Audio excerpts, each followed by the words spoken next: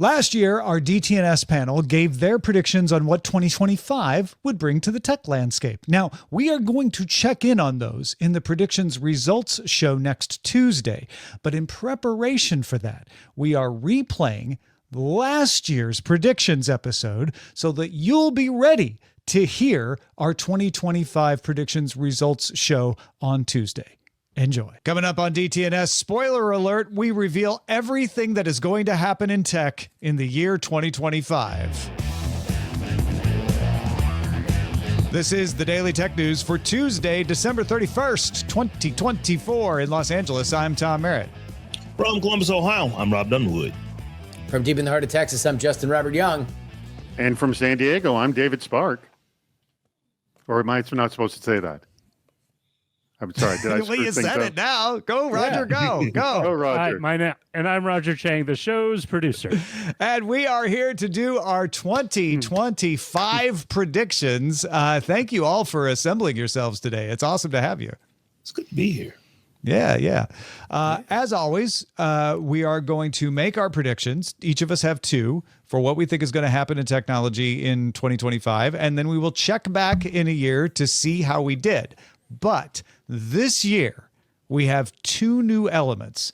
One is that the other panelists are going to come up with a difficulty rating for each prediction. So, for example, if I were to predict that Apple's going to release a new iPhone next year, I would probably get a 0.1 rating. Like that's worth 0.1 of a point because we know they're going to do that. But if I predict artificial generalized intelligence will arise January 2nd, then maybe I get a 10 multiplier because that's a very short time frame. It's a very bold prediction. Additionally, each of you have a credit to glom onto one other panelist's predictions. Just one time, you can say, you know what? I'm going to use my credit. I want to get credit for that person's prediction if it comes true as well in the next year. Does that all make sense? Everybody clear on those? Yeah, it makes sense to me. I'm clear. Yep. Justin, you good? Let's go. All right. Now, Sarah Lane had a little vet thing she had to get to, but she was able to make her predictions and leave them for us. So let's start with the first of Sarah Lane's predictions. All right. For my predictions for 2025, my first prediction is Apple will release a much cheaper Apple Vision Pro to better compete with the Meta Quest and whatever else might come around in 2025, but specifically the Quest. The Quest is $300. The Vision Pro is more like $3,000. So, let's get real, people. Maybe could be called the Apple Vision SE, otherwise special edition, much like Apple's lower cost iPhones in certain markets that have done quite well. Developers will still have the original Vision Pro to use as a playground, and Apple will continue with Vision OS development overall. All right, so before anyone says, Sarah, you're crazy, I do think that Apple, first of all, Apple is not really in the business of saying, 1 year in, you're right, that sucked. We're just going to scrap the whole deal. No, I think that Apple has a multi-year roadmap for this. And the fact that the Vision Pro is simply too expensive. And I mean, even with people who have disposable income, it's not so much cost prohibitive, but just what is it for? What it replicates my desk environment. A lot of folks are used to having tactile, hand stuff that you hold in your hand rather than it all being, gesture based and eye track focused. So that's my prediction. My prediction is the Vision Pro not dead yet, and we'll see more life with a lower cost model and a lot more development for Vision OS. Okay, fairly safe, but a good prediction. That is a safe prediction. Yeah. I'm leaning towards the closer to the 0.1. There's that. been a lot of rumors that the only Vision Pro that would come out this year would be the cheaper one. That they were going to do 2 at one point, but they've scaled back and they're not going to do the more expensive one now. I mean, I guess the only question that I would have there is it at a Quest competitive price point? Because coming down from 3,000 to 1,000 is more realistic to me. I don't know if. I don't think it's. I think you're right, Justin. It's going to come down from 3,000, but not to meta level Quest competitive. The Gurman verse says it'll be 2,000. So if it were to come down to Quest levels, that would be that I can get with. But yes, I think we're kind of all in agreement on this one. I feel like we just give her a solid 1. Like it's 1 point. She gets it right. Well, no, her prediction was that it's going to be sub 1,000. If it's sub 1,000, that to me is going on the sub 1,000 side. Sub 1,000 is okay. Then if she's saying sub 1,000, that's a pretty strong prediction, I think. All right. So I think there's no way it's going to be sub 1,000. We'll note that it's not just a cheaper one, but sub 1,000. And then what? 2 points for that multiplier? Yeah. I would. No, I mean, I would be shocked if they come out with one sub 1,000. Yeah. I will nearly makes fun of watches that cost less than $1,000. I don't know about an 8. That's Justin's high. going 8. 5. I'm going to go 4. It's believable, but highly unlikely. Rob, what do we go So I'm with? saying 4. I'll give it a 5. Let's go 5. I'll give it a solid 5. Right in between David and Justin. If it's under $1,000, I mean that is pretty. No, that's a good point. That's pretty radical for Apple. They don't generally make inexpensive stuff. If it comes in for under $1,000, I will buy a $3,000 Apple Vision Pro and eat it. Oh my! All right, it's in the prediction show now. So a year from now, you'll be dining. By the way, possibly. that is the episode I want to watch. Yeah. Tune in next year and find out. All right, let's move on to Sarah's second prediction. Take it away. For my second prediction of 2025, I predict that Waymo, my robotaxi of choice, Zoox, which Amazon now owns, Tesla, and Uber, who are all in the business of trying to make this happen, will continue to expand service areas for robotaxis due to positive feedback from riders. Now, that alone, you might say, I mean, aren't they just going to do that? I mean, is that really a prediction? But I think by the end of 2025, as a person who sometimes has to take an Uber to the airport, for example, or I don't know, my car's in the shop type of thing, I think we're all going to feel like human drivers are taking you somewhere, but kind of waning as an option. Now, I know this is a little ambitious. I'm looking from 2024 to the end of 2025. But I also feel like at the end of 2023, I knew what Waymo was. I had never ridden in a robotaxi. I was just sort of like, whatever. It's something they're doing in San Francisco or Phoenix. And now it is my absolute preferred method of transportation. I know I'm in an area where I have the luxury to, have that option. And a lot of people don't. I think it's going to be a very, very different landscape 1 year from now. All right. So I guess it's a little hard to measure whether this one is correct or not. But the general idea is by the end of 25, we'll be like, yeah, I prefer not to have a human drive my car if I'm taking a cab or a ride share anymore. I feel like these are very LA problems. Yeah, like, I live in a place with multiple Waymos that just can't come to my neighborhood, and I have yet to take a driverless car. A Waymo doesn't deliver faster, better service than a human-driven car, does it? Arguably, depends. no. Depends on whether or not the human makes a wrong turn. Yeah. But generally speaking, there's not an advantage in speed. Right. There's an advantage in safety. You're safer in the Waymo than you would be in a human-driven car.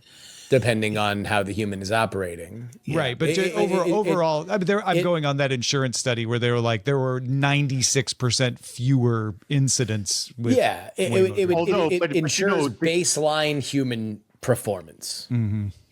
I think that even if this were to turn out to be true, it affects so few people on the grand scheme of things that I still don't know that we would know. Because you can be in Southern California or somewhere and you can take a Waymo at, at your leisure. If you're in the Midwest, we're probably still years away from that. So I just don't. I'll jump on the train. I'm in Los Angeles and I've never driven in a Waymo because it doesn't come to my neighborhood. It's only in Sarah's neighborhood. I've never even seen one in the wild because of where I live. They don't exist here. So I think it's definitely going to go up because the need for these vehicles or any vehicle is up. It's just more if they're going to get more, inventory onto the streets is key. Is that going to happen? And, I think the measurement will be like the stats of, does it go up 50%, 100%? I don't know. How do we measure the success of something like that? I mean, I think it's a 0.1 that it's going to go up. Yes, 0.1 it goes up. The question is, what are we measuring success by? Yeah, if well, she's saying having a human driver take you will be waning, as if like, oh, I guess I can still get a human driven car. I would give a higher multiplier if we're all in agreement that that's the case in a year from now. If she thinks in just 1 year people's attitudes toward human drivers is going to drastically change, that I think is going to take many years. I think that's going to happen, but it's going to take many years. Yeah, I agree. It's going to take a long time, just because we're only talking about very, very, very large cities where these things are even a possibility. And as you're saying, Tom, you live in one of those large cities, and it's not even a possibility for you. So I think we're still a ways off from people thinking this as from a mind share perspective. I think that we're still years off from that, just because it's not. It doesn't come to the top of my mind, because even if it did, what can I do about it? Absolutely nothing. I cannot rent one of these things. It's also not going to be on the basis of whether or not a human is driving it. It's going to be a basis of whether or not it's cheaper. If I can consistently get from here to there cheaper in a Waymo, then I'm going to be like, gross humans. But if it's the same price or more expensive, then I'll be like, hey, Doug, pick me up. But I will also say the thing that you're missing out on the Waymo is a conversation with your driver. People enjoy that. It's in fact, I can say how long you've been driving to air. It's fine. Yeah, you can call someone on FaceTime. No, I'm just gonna do it to advanced voice mode on ChatGPT. I'll just ask it how long you've been driving. We're giving this one 5 points too, is what I'm hearing. Any objections? Yeah. No.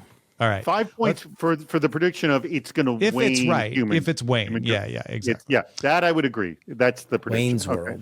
Let's go to Rob. What is your first prediction for 2025? My first prediction, and if it's true, people aren't going to like it, but we will see a massive return to work initiative. Pretty much starting in January. It doesn't matter if your corporation's big or small. It doesn't matter what type of surveys were done. Are you more productive when you work remote? Are you more productive when you're in the office? It doesn't matter, because hiring managers and people who manage people believe that you're more productive when you're in the office. And I think that 2025 is going to be the year of these companies are not going to continue to take these L's on all this rent that they are locked into paying, all these if they have offices, I think that you're going to see people back in them in a massive way. Now, I don't believe that we will go back to where it's just everybody is in the office, working, 40, 45 hours every single week. I don't think it'll be that. I think it'll still be a hybrid, but it won't be the hybrid that we see now to where you're in maybe 3 times a month. I think it'll be, you are expected to be in the office at least 30 hours per week, every single week. And I think that once Amazon puts this in place, every other company is going to say, well, if Amazon's doing it, we're doing it. I see where you're going. Yeah. And so I think it's just going to be a tidal wave of millennials and young millennials and older Gen Z folks that are just very upset because they now have to do something that they are not accustomed to doing, and that's getting in a car, getting in a cab, or getting on a train, or whatever the transportation mode is, to get to an office and be there all day and then come back home. You're going to make Waymo more popular. Okay, so I'm going to say this, Rob. I love your prediction. I want it to be true. I don't believe it's going to be true, though. I so want your prediction to be true for 2 reasons. One, I think about the fact that if I was in my early 20s, right out of college, and I'm sure plenty of people listening to this, if they're at this age group, working at home, you do not get the experience of the social experience of work, and that was critical to me. Right out of college in my early 20s. Now I could care less.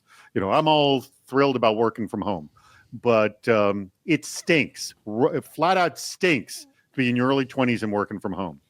So I would love that to be true. And the addition, it's critical for everyone of all ages to be there because the people in their early 20s need the older people who are more experienced to learn from them, to be their mentors of it. So I want your prediction to be true, but I disagree. I don't think it's going to be true. Not only is it true, it's Rob, come on. It's not bold enough. Like, of course it's happening. It's already in the ether. Like you mentioned, Amazon's already done it. And by the way, to dip into my other profession, there's going to be another gigantic organization that's going to mandate return to work in January, and that's the federal government. Federal government, yeah. So yeah, this is 100% happening. It is going to be a pendulum swinging back to where it used to be. Now, I do think that you will see more carve-outs. There will be more people for whom are at a certain level of seniority or productivity. They're going to be able to negotiate things in a different way, but it's going to be more on the level of, no, you have to earn or have a special reason for working from home as opposed to it being a blanket thing. I agree with you. So, Yeah, like I said, I think that it is all but done. Like I said, I feel for the young folks that have not come up to where you had to go in for 40 hours a week, but it's better for you. David's right. It's better for you. How do you measure whether your prediction is right or not, Rob? What's your condition? I would imagine on this one, as Justin said, that my multiplier is going to be low because I think this is almost a certainty that it's going to happen. So, but how do we tell if you're right? Is it like, oh, we had so many headlines? Is it a certain percentage of companies, or what are we looking at? Oh yeah, you'll see headlines that will be we will talk less about AI, maybe once or twice a week less, because we'll be talking about, oh, this company's going back to work. Oh, this company's going back to work. I mean, you're going to see, and like, I think it's going to be relatively quick. I think most of this is probably going to happen in the first half of the year because it's not going to be, you have to be back in the office in January. It's going to be that they're going to start putting these plans in place and saying, yeah, we're going to, institute this in our fiscal Q3. So it might be, the summertime when it actually goes into effect for the companies that haven't already started working on it. But I think I think we are certain that downtowns will not be empty ghost lands any longer. That is going to change. I will say give this, it, David? What I was going to say is this is like the airlines. One airline says you got to pay for your luggage, and then all of them do it. Mm-hmm. What were you going to say, Justin? I will say this. Somebody for whom I'm related to by marriage who's been out of work for nearly a year, we turned down a job because of a mandate that she be in the office. That's the thing. Because it would have required us moving. Yeah. So what multiplier are we giving Rob on this? 2. David, what do you say? I think it's higher because as much as I want Rob to be right, I don't think it's going to happen. I don't think it's going to happen. You don't think the companies are going to say it? The companies are going to do it? Some how are, high? but some are not going to win. I'm going to say a 4 on this one. All right, we'll give it a 3 then.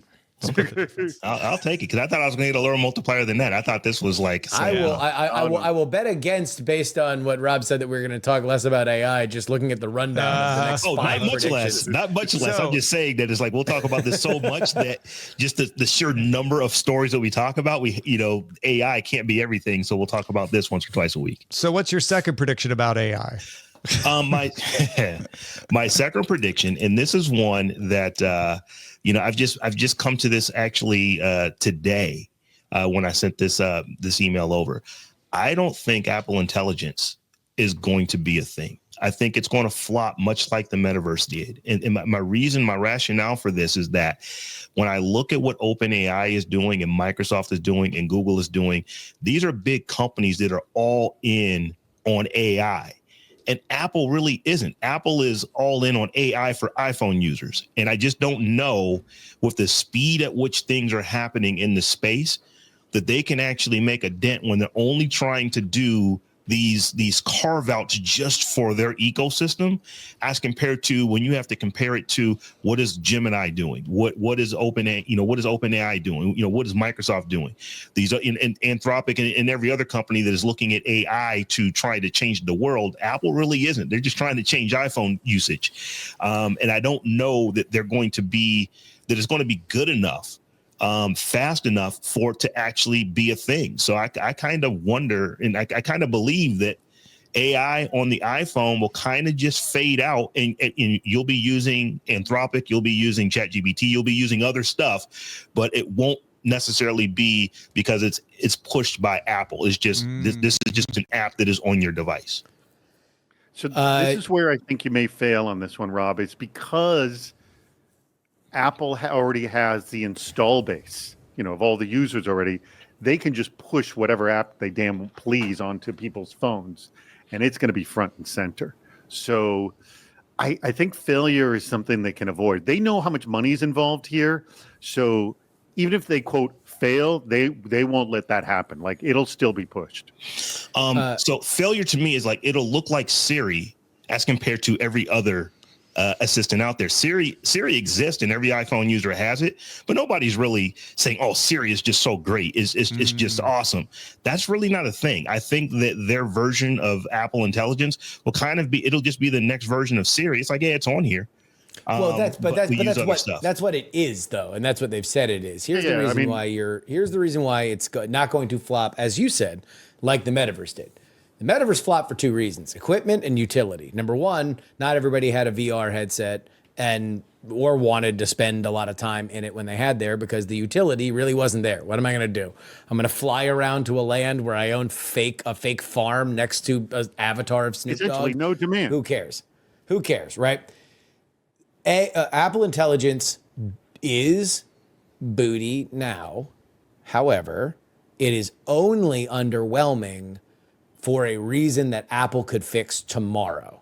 And that is hooking into what you have the most, and right now nobody can compete with, which is all my contacts, my calendar, my ability to have everything, that just the access to all that info, all my photos, right? So, for example, when OpenAI did their 12 days of ship miss and they did their Apple Intelligence day, they had all these demos that were just one step away from being interesting. It was use ChatGPT to organize a holiday party. And I'm like, oh my God, that's amazing. It knows my contacts. It knows who lives in the same town that I am. It can suggest a bunch of guests. It can automatically build a group chat. No, it can just give you an itinerary based on ChatGPT. Okay. So if they turn that on, that'd be really good. Then it was like, oh, build a holiday playlist. I'm like, that's amazing. I have Apple Music. It could build a playlist. I would love to do AI built playlists where I could just talk to ChatGPT and then all of a sudden I just have this playlist ready to go. No, they can just list a bunch of songs that you can manually put into with my dumb fingers.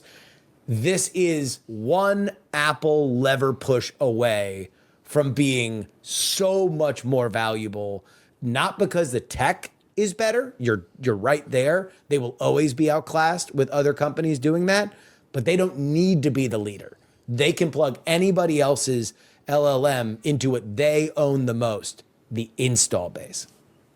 So it seems like the panel is leaning against this one a little bit. Yes, I will say that it'll flop like the Metaverse. I will say that's a 7. Well, first of all, the Metaverse never existed, whereas Apple Intelligence actually does. But the bottom line, the Metaverse, there was no demand for it at all. Like no one. There wasn't a product. We need this. Yeah. Nobody's asking for it. So we're two multiplayer here or 3? Well, no, because that would assume that it's going to happen. No. The multiplier is if he gets it right, he gets more points because it's a less likely. I don't think it's going to flop at that level. No, I think. I think he should get more points if it happens. So, I don't think it's going to get more points because no one thinks it's actually going to flop like I do. I'd say it's 8. Yeah, I'd say 7. This was my I want to go out in left field and pull something, and but I actually kind of believe it still. I just don't think. I think there's some truth to it, but to the level of the Metaverse, like that's the big call right there. It's the Metaverse was a flop. Let's give it 8. All right. Folks, if you have a prediction, why don't you tell us in our Discord? You can join that by linking a Patreon account at patreon.com/DTNS. All right, we are back with David Spark now to tell us what is going to happen in technology in 2025. What's your first prediction, David? All right, here's my first prediction, and this is key that it's a very high profile social engineering with AI generated voice and/or video. So we are honestly, I've been just simply waiting for this to happen. I'm like, when's this going to happen? It's going to happen. So its idea is some high-level CEO, a huge political leader, or something that's going, and it's going to cause some massive news event, and it's going to cause some major disruption in the markets, in economy, in what it could be military. Like, it's going to be something huge, and it's going to look as realistic as possible. And it doesn't need to permanently fool everyone, but just for a certain period of time. So that causes a massive disruption. And my feeling, since I've seen these incredibly well done video and voice AI, I'm just like, it's got to happen. I just don't know when, but it's got to happen. And my feeling is this is a year, or 2025 is a year. So this is going to be a headline grabbing. Everyone's falling for this AI generated voice. Well, and it doesn't video. have to be everybody. It just has to be some significant part. But the key is, but a big number. It's going to be some massive disruption. My feeling, it'll be a massive disruption to some world market. It'll be huge. Voice and video. See, when you talk voice and or video, it can be voice and or video. Yeah, I can see it. I can see video. I'm not sure about yet. I don't know, because this tends to be the thing that we think of, and there might be a boiling frog thing where I don't realize that it is at a certain temperature yet, but it does seem to be. We very much thought this year that was going to be the thing, right? We had all these elections that were happening in multiple different GA countries, and at the end of it, we were like, I don't know, I could have stood for more silly AI videos. It was kind of funny when we saw one. I'm thinking Trump along the lines of like a phishing scam where people get called and the AI voice but that's works like, really well. Well, there was that one case where there was all the time now. $2 million transfer. Yeah, but we haven't had a big headline about an AI-generated voice scam, stealing hundreds of thousands of dollars from, thousands of people. No, but there was, what was it, that Chinese hack where they did the Zoom call, which it was like the one time. That happened video. one time to one right, group. But that was one company, but that's not a market disruptor. This would be a market disruptor. Yeah, that's the key thing. Rob, what do you think? I think it can happen. Because when we say video, we're all thinking that it's going to be as high fidelity and clear as we are looking at each other right now. I think what could happen is it could almost be like a hidden camera type of thing, to where you have a deep fake of someone doing something, and it's being caught on someone's cell phone. And we know that everyone, when you catch anything, good on the cell phone, it's always got Vaseline on the screen. You can never actually really see what was happening. So it'll be plausible enough because the voice is there. The voice is here. You can make anybody sound like anybody, today. So that part is easy. But I think I think it can happen because, and here's the other part of this. When we think about, AI, we've basically been talking about this for like 2 years and a month. A year, 2025 is a long time. That's a whole year. So that gives us literally till this time next year for something to happen. How much better is it going to be in 3 months, in 6 months, in 9 months, in a year? I think that, it's not going to be a lack for trying. Let me just say it that way. I think people are absolutely going to try to see if they can pull something off that'll just move the market or something like that a percentage point, because you could make literally millions in minutes if you can do that, even if you go and find out that, this was fake. It to be long lasting. You can also do that cheaper now. You can hack Elon Musk and say, that's it. I'm resigning and short Tesla and make money. Like, I guess done it. Well, that's what I'm saying. People have hacked him and tried to do other stuff. It's just been dumber no one's plans. been successful. Yeah, no, but they put their weird Bitcoin wallet and stuff like out there. They just didn't have the sense to short it. Like, yes, the tools are there, and I agree with you guys that the tools are getting high fidelity. But what we tend to forget is that we also adjust our culture for that. And so, but one of the ways we adjust the culture is a temporary splash happens like this. Like, it doesn't have to be long lasting chaos or damage, but like, I guess, I don't know. Finally makes it depending on where we put the exact window on this, I don't know. I bet against it still. Yeah. I don't think that we're long from it. I think that we're going to have a lot of people who are going to be quoting Richard Pryor. Who do you believe, me or your lying eyes? I think that we are not far from that. I'm thinking this is more like a 1 or 2, but it sounds like Rob and Justin would want to pull that up.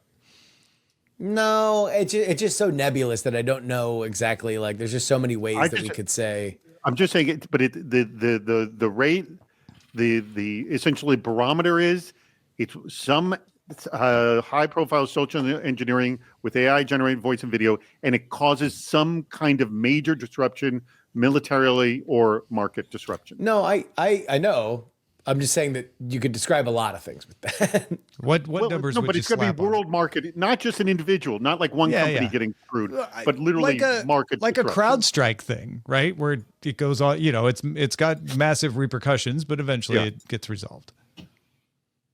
Rob, what number multiplier?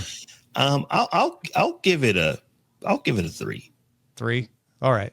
Justin, you good with 3? Yeah, let's go. Let's call it a 3. I'm good with 3 too, because I think this is definitely going to happen. All right. What's your next one? All right. This one is actually an anti-AI prediction. And it is a complete backlash against, and this is key, audio-only AI. Now, we have all heard audio-only AI, like all of us could be AI generated, and none of us could even be able to tell the difference between our own voices.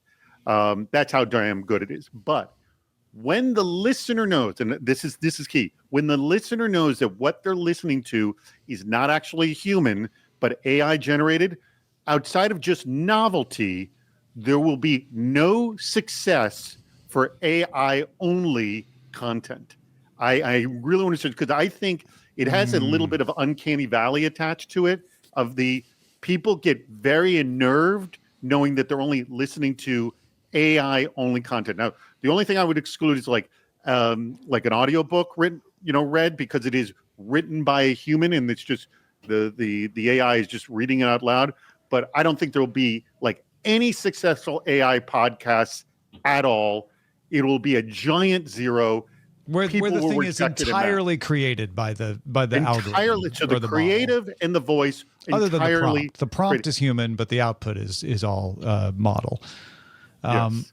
I mean, having been accused of sounding like Notebook LM this past year, I almost feel like giving you a half point. Like, yeah, I think that'll happen. I think it's already. Like 100, like there will not be a single case of one successful AI generated 100% podcast. Not one. I would give you the caveat. There will be some, because the bit is that it's AI generated, and that's the thing. But every show can't be that. I mean, some people are going to try to actually use this to be a real thing, and I would agree with you wholeheartedly. I have no interest at all in listening to someone that is not real. I will say this though. I think that if you actually had AI generated output that was read by a human, people probably would pay attention to that. Yeah, that'll happen. So it's like it's written by ChatGPT, but a human actually reads it. That's different. That's not an AI generated voice. Well, yeah. So I generally agree with your premise, David, in that there is a phenomenon that happens with all of us that our friend Brian Brushwood described it, that when he was coming up in the entertainment industry, he learned Premiere, and he found that there were these plugins that made video look cool. And at that point, every time he saw one of those plugins used in professional capacities, he would think that they looked cheap and terrible, right? Not because they were good or bad. It was because he knew how to do it. And so now it was less valuable than if he did not know how to do it. That is the thing with AI, is that everybody can prompt, which means now everybody will discount something that looks totally created by that. And I agree. But I think more the problem is the uncanny valley feeling. It unnerves us knowing that it's not a human. Roll that in there too. That being said, I could very much see AI generated content being valuable and popular if it takes advantage of the things that AI can do that humans cannot, which is speed and generation. So will somebody be happy to listen to a version of my podcast where it is released everything that I do, but it's in Spanish or Portuguese? Yes, they might. Even though they would know. Created by you. David did specify the content is also created by the model. Sure, yeah. So it's like the Notebook LM thing. I listened to it, but I couldn't stomach more than 60 seconds of it. It was more like, wow, that's amazing, and I've heard enough. Understood. I agree. So is this 1 point? Is just a solid 1 point? Yeah, I just think it's one because I think multiplier. I think right. David is absolutely base correct hit on this one. Yeah. Yeah. Okay. So, But I just want to throw the barometer is not a single successful podcast at all that is 100% AI 100%. Yeah. Other than the prompt, of course. Right. Exactly. All right. Justin Robert Young, I assume you'll have no predictions about AI. What's your first one? It's about AI. Ah, damn it. I already lost my first prediction of the year. You did. I believe that a company, and I would assume it's going to be OpenAI for a few different reasons, are going to announce AGI, Artificial General Intelligence, in the year of our Lord, 2025. So when you say that, will they say this is it? It is out of the box. It can think on its own, or will it be kind of hedged? It's artificial generalized intelligence by a definition. Well, no matter what, it'll have to be by some definition but, to say that it is AGI. I don't think that they are going to treat it like Frankenstein and say like, behold, AGI. The reason why I would say this, and I'm going to say it with pretty high certainty, is because number one, we saw what they demoed today, a few weeks ago, and that was O3, which according to the nonprofit that is tracking AGI, it is 87% there, and that is still on GPT-4, not GPT-5, which we assume will probably bow at some point next year. If that is at that trajectory and they are continuing to hone it to hit those evals at those levels, then I would assume that we're probably going to get there. But then there's also the corporate element of this. And you hear these reports that OpenAI's relationship with Microsoft materially changes once they hit AGI, which means there is a tremendous financial incentive for OpenAI to hit evaluations from a third party perspective, for which could be called AGI. So number one, I think the tech is there. Number two, I think that the business reason is there. And, we've seen early versions of like AI employees. I think next year is going to be the first year where AI is just electricity. It's just the internet. We're not going to be talking about whether or not it's good or it's bad. It's going to be about its applications, and AGI is going to be a huge part of that. The reason I asked you is not so much that I was worried about Frankenstein, but I imagine that they will announce it and it will not be accepted by everyone. There will be endless debates about whether it actually counts as AGI, and that doesn't invalidate your prediction. No. Your prediction is that they are going to come out and say, we think this is AGI. We have these other independent folks who think that it's AGI. Or ARC is going to say it. So we're comfortable that if ARC says it's AGI, then it's AGI, Yes. and then there's going to be a big debate about whether it is or not. But when you put it that way, I feel like that there's a decent bet on that because of the business pressures, particularly. Yeah, I mean, because that would be the other reason to do it, is that all of a sudden they become a far more valuable company if everything they do. And Microsoft's going to argue that it's not AGI. Oh boy, will they? Well, Microsoft doesn't want to be. Apparently, it's an independent panel. That's part of their agreement. So that will be quite a debate. There will be many people and billions of dollars outside the door of whatever that panel is, and possibly inside of it, to decide whether or not whatever OpenAI has is AGI. But I will say that it should not be lost on anybody that during their 12th day of shipments, they explained that they were 87% of the way there. Yeah. Ahead of humans, actually, on the same thing. I think you might be on to something with this one, because they're close. I mean, OpenAI is changing their business structure, and this is one of the reasons why they're changing it. Because it's like, okay, wait a minute, we can't give this to Microsoft the way we're structured now. But they gave us $13 billion for the stuff that we already have. How much will they give us for this when we actually tell them we have a thinking machine? Yeah, I think it will be announced. As Tom said, I don't think that it's going to be generally accepted in 2025, but I do believe that it will absolutely be announced sometime in the next calendar year. And it won't be available either. That's the other thing. They're not. I think it'll be available. It'll be available. You think so? You think they'll let general public have it? I think there's a good chance. Yeah, I think 03 is going to be available probably within. I'm just I'd going say on the before fact my that they birthday. never make everything available to everybody when they announce it. So I mean, again, so let's assume that everything that they've said is true and that 03 is where it's at. And so, as you pointed out on those ARC evals, 03 low is above the Mendoza line of human competency in terms of reasoning.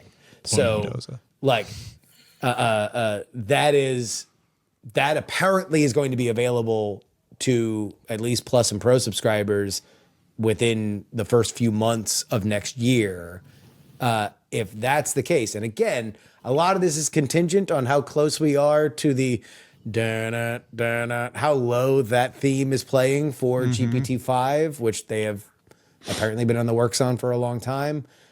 If that drops next year, then I think that's that. And I'm they've spending been my pretty credit. quick. I want to jump on this one, no matter how many points we give it. Oh, I forgot about the whole credit thing. Points. This is one I will definitely give some points to because I think you're right on this one, Justin. So Nailed it. are we doing a 1 point or a 2 point multiplier? Wait, come on! I don't get more than that. No. This is the higher the multiplier. Sam Altman the almost less- got run out of his business a year ago because of the concept of this happening. It was so dangerous. I get 2 points for saying that Skynet's real. I mean, things have changed. Well, you didn't say we need to Judgment build a Day, safe Judgment Day by 4th of July. David, and I, David, speak whatever, reason 2 to us. points, roll the dice. No. First of all, I don't think it's a 1 pointer. I think it's much higher because I don't Okay, think finally. this is so easily going to happen. So how many multipliers would you give it? I would say like 4 or 5 here because I think it's we're not that close to that. I think it's going to happen. I don't think it's going to be in 2025 though. I think it may be 2026 or 2027, just not 2025. Are you cool? I with think we 4 are points, very, Rob? very close. So I do think 4 point multiplier. Let's go. I'll take it. Settle. Rob, you good with that? I'm good with it. That's a little high because I think it's going to happen, but we'll go for it. Then I'll play my credit. I would like 4 times the points when that happens. I'm playing both my credits on my own prediction. On your own prediction, so you get 3 times. Hold on. I want to wait No till rule all of against these. it. I want to wait till all. You of only them have in, one then I credit. throw 'em- You can only Yeah, but I want to damn, wait till the okay. end so I know. All right, then where I'll to hold off. Put my credit. All right.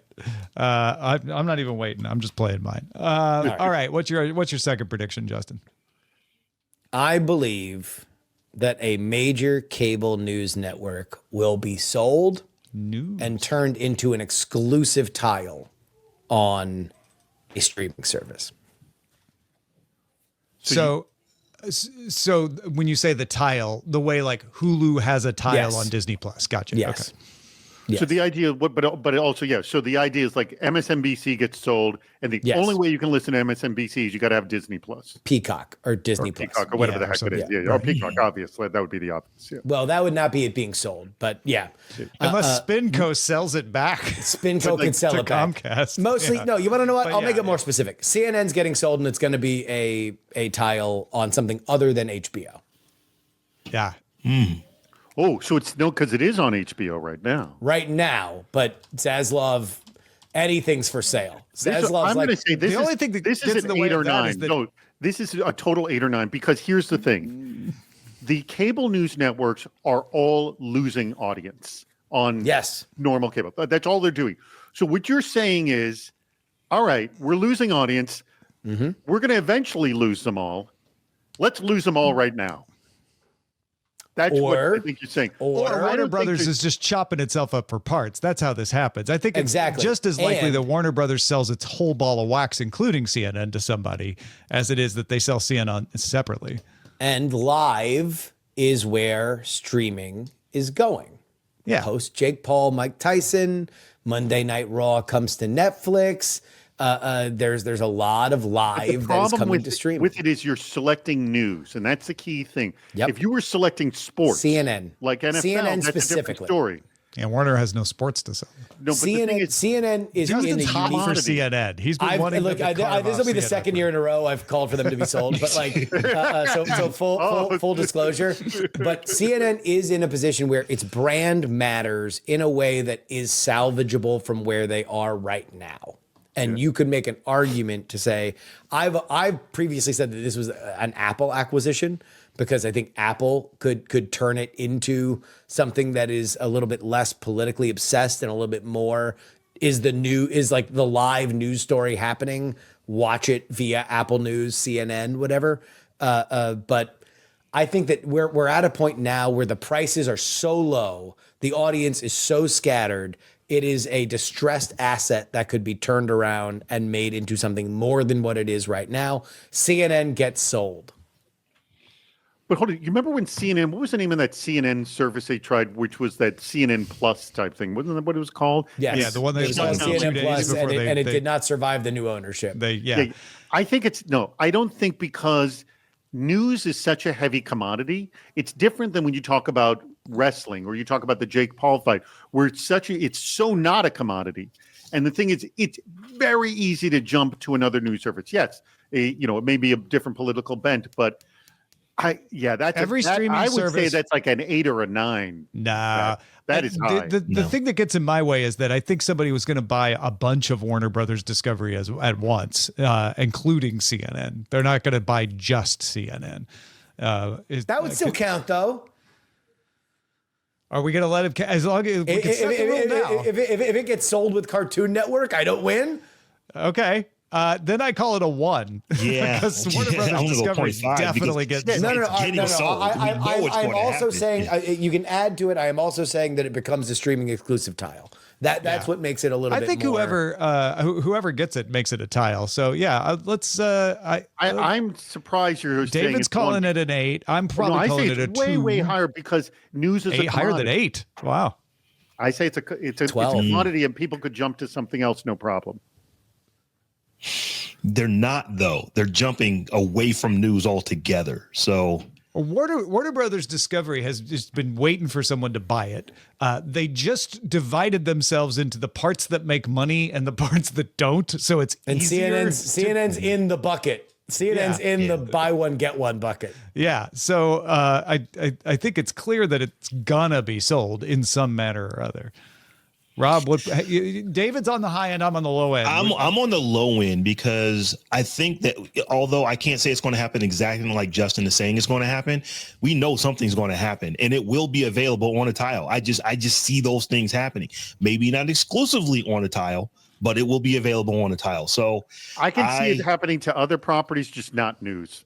That's the only thing. News, just can't see it happening because it's being a commodity. We got to move off this one. Rob, pick a number. I'm going to go 2. 2, 8, 2. Let's give it a 3. We'll nudge it a little towards. Well, I know because you said 1 and 2. All right, that's fine. I'll take it. All right. Listen, folks, we will be back at the end of the year. Don't forget that. That's why we're doing all this point stuff. So be sure to come back to the predictions results show in a year to see what happens here.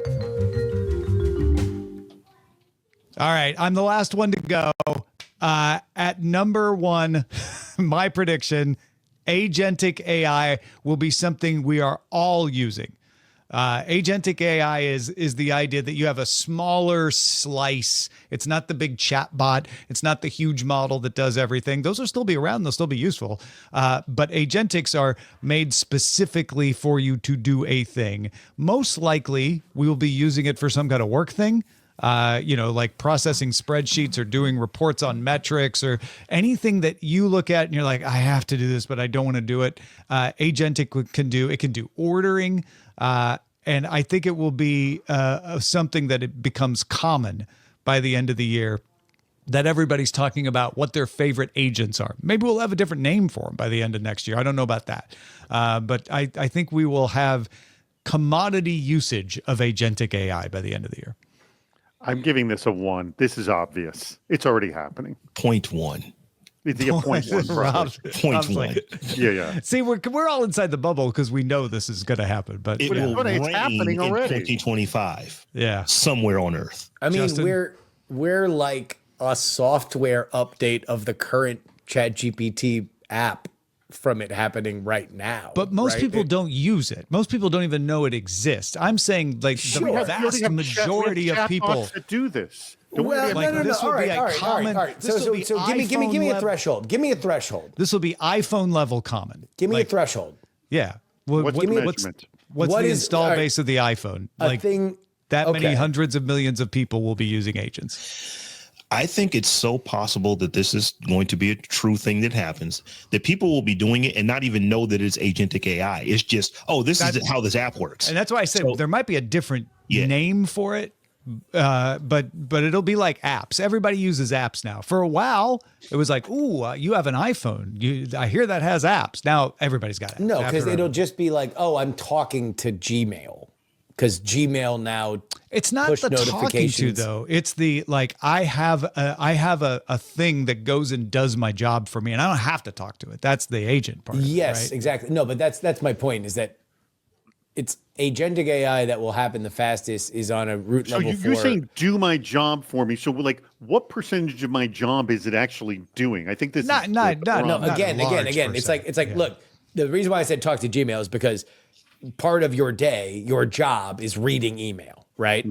Like if you had a agent that you did never even installed aside from hitting a button once, and now all of a sudden you had an entirely different email experience as if you were a high-level CEO of somebody sorting things intelligently based on what you've had to say, and you're able to search through things through voice or text or whatever in a totally different way. That's agentic AI that is constantly working on your behalf that you did not set up a thing for, aside Or from pay all say, my invoices, right? It just goes Sure. through my email, Yes. finds the invoices, writes up, it goes into my PayPal or my bank account, does the transfers, boom, it's all done. Yes.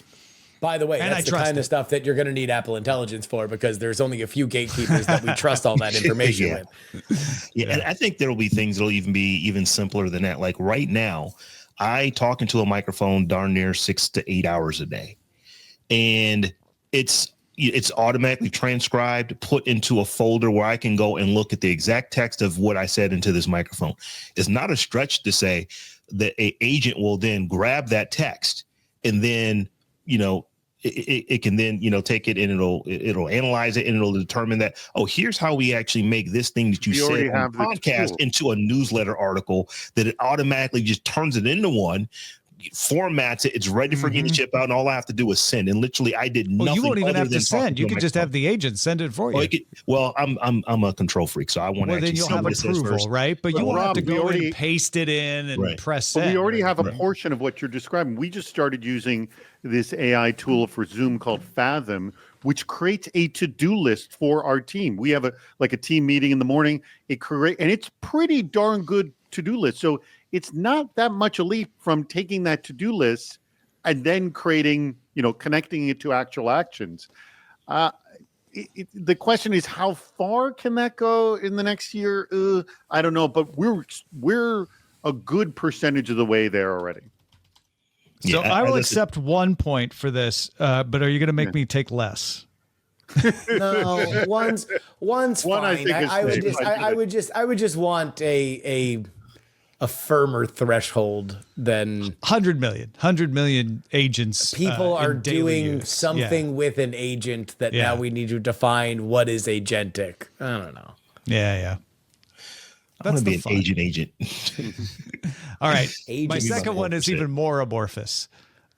People will be complaining constantly about passkey by the end of this year, because it will be everywhere and used by everyone. And everyone will be complaining about how they got forced to use passkey. I don't know that. I think it's going to be true about your email. But I think for DTNS, you're going to get emails about other people talking about other people complaining about passkey because you have 70% of the world's sysadmins that listen to your podcast. Right now, I get people complaining about passkey emailing Daily Tech News Show. By the end of next year, they'll be complaining about how their relatives are complaining about passkey. A New York Times trend piece about the passkey problem. Right. An I don't Atlantic think Monthly. it can move that fast. I don't think it can move that fast. There are so many legacy systems out there that have to do significant work to get passkey to work in those systems. I just don't see enough of them getting converted to where we're going to get any critical mass to where people are going to be complaining about it to that level. Because right now, all the things that we generally use passkey for. If you really don't like it, you can just not use passkey and still use passwords. And I think that when people really start to complain about it, will be that's the only option that they have. So I just don't see that happening, because I'm thinking about the enterprise. There's so many systems to where it's going to cost these organizations literally billions of dollars, many billions of dollars to do the conversion on these systems that they've had in place using passwords for 20, 30, 40 years in some case. I just don't see that happening to where it can get done in 2025. So you're saying it's a 5? I'm saying it might even be higher than that, because I'm almost certain. I don't know. First of all, you said people complaining about technology. Isn't that always the case? No. Yeah, But that's above his the point. baseline. He's above. basically saying that passkey is going to be extraordinarily adopted over the next 12 months, and that because of that, I would, again, people this will goes complain. into, I would love that to be true. Just so you know, as someone who follows identity a lot through our, cybersecurity news channels, the fight to get people off of traditional passwords has been going on for decades. Passwords have been a poor form of identification for decades. It was bad when it was essentially made available in the 1960s. So what you're saying now is that it's just not going to happen. It's just not going to happen. You're going to get greater adoption of it, but it's not going to happen to a mass level. So you're giving me an 8? I'll give you a 5 then on this one. I'll give you a 5. Right. I'll take a 5. I'll take a 5. I was going to say I'll give you the 8. So maybe you want to go. Maybe you want to go 6. I'll give you a 6. I'm giving him a 6. All right, What 6. What is the barometer we're looking at here? Yeah, in this terms is an amorphous one. People will complain. Yeah, so That's you're going the to hear Not everyone people, complains. people outside the bubble talking about like passkey. I think the New York Times think piece about it is a good There we event go. as any. But this goes back to what Rob said Passkey earlier. panic. We asked 3 of our friends If and wrote about any it. We're the New major York Times. site, if any major site starts requiring passkeys and offers no other solution, which this does and that's happen, right. then you'll hear, and that I'm will gonna be say- the turning point. I'm going to say there's going to be enough encouragement from big sites to use passkey that it's going to cause people to be like, what the crap are they keep trying to get me to use this passkey for? I tried it once and it was a pain in the patootie because they're Pain in the passkey. yeah, Pain in the exactly. patootie. Man, we have to mark this as explicit, don't I we? know. I apologize for my I strong actually language. think that passkey could be the thing that replaces Oh, password. I think it will. I just think it just- absolutely will. Yeah, I'm think with we're gonna you take that, years that before we it need a actually better does. solution. Yes. Well, thank you all for your predictions. I can't wait to live through 2025 and But find wait, I out need which to of throw us my were right. point on something. What are we all throwing our We points ended up on? with 6. Yeah, are we good with 6? No. What's our We're chit? voting our point. We each get to chit. I'm throwing Oh, my it's- chit. Okay, I'm throw throwing my your chip. chit on, and I want Rob to write the massive return to the office. So I'm throwing my one shit onto that. All right, good. So where are you putting yours, Justin? I'm going to put it on. I'll do it on return to office too. Yeah, everybody's in on the return to office. Fine. No, We you should want to give know it a what? less No. multiple. I'm gonna say it again. Yeah, I'm doing it on my own. I'm back in my own play. No, really good I stuff. want double points. No, we'll make a David really was good so next mad year. about that he left. I know what just happened. I literally slapped my table and the camera went That's out. how mad you were about Justin playing it on his own thing. Before we get out of here, where could folks find you in the new year, David Spark? CISOseries.com. That's where we all are.